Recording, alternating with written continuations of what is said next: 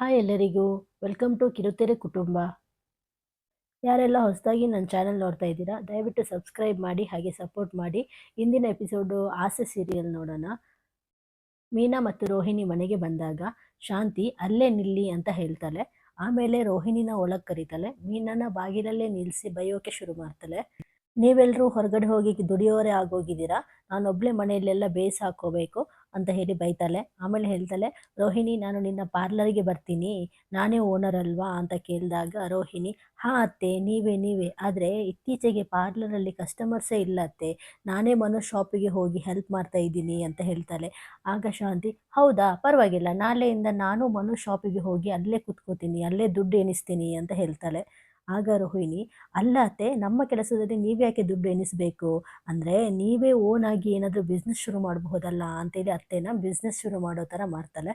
ಆಮೇಲೆ ಅತ್ತೆಗೆ ಹೇಳ್ತಾಳೆ, ಅತ್ತೆ ನೀವು ಭರತನಾಟ್ಯ ತುಂಬ ಚೆನ್ನಾಗಿ ಮಾಡ್ತೀರಾ ಅಲ್ವಾ, ಭರತನಾಟ್ಯ ಕ್ಲಾಸ್ ಯಾಕೆ ಶುರು ಮಾಡಬಾರ್ದು ಅಂತ ಹೇಳ್ತಾಳೆ. ಆಗ ಶಾಂತಿ ಹೇಳ್ತಾಳೆ, ಅಯ್ಯೋ ಈ ಮನೆಯಲ್ಲಿ ಇವಳಿಗೆ ಹೂ ಇಡೋಕ್ಕೆ ಜಾಗ ಇಲ್ಲ, ಇನ್ನು ನಾನು ಕ್ಲಾಸ್ ಎಲ್ಲಿ ಮಾಡಲಿ ಅಂತ ಹೇಳ್ತಾಳೆ. ಆಮೇಲೆ ಅವಳನ್ನು ಹೇಗಾದರೂ ಭರತನಾಟ್ಯ ಕ್ಲಾಸ್ ಮಾಡೋಕ್ಕೆ ಒಪ್ಪಿಸ್ತಾರೆ. ಅಷ್ಟರಲ್ಲಿ ಎಲ್ಲರೂ ಮನೆಗೆ ಬರ್ತಾರೆ. ಆಗ ಶಾಂತಿ ನಾಗವಲ್ಲಿ ಗೆಟಪಲ್ಲಿ ರೂಮಿಂದ ಎಂಟ್ರಿ ಕೊಡ್ತಾಳೆ. ಅಲ್ಲಿ ಒಂದು ಪರ್ಫಾರ್ಮೆನ್ಸ್ ನಡೆಯುತ್ತೆ. ಎಲ್ಲರೂ ಅತ್ತೆನ ಹೊಗಳಿ ಹೊಗಳಿ ಅಟ್ಟಕ್ಕೇರಿಸ್ತಾರೆ.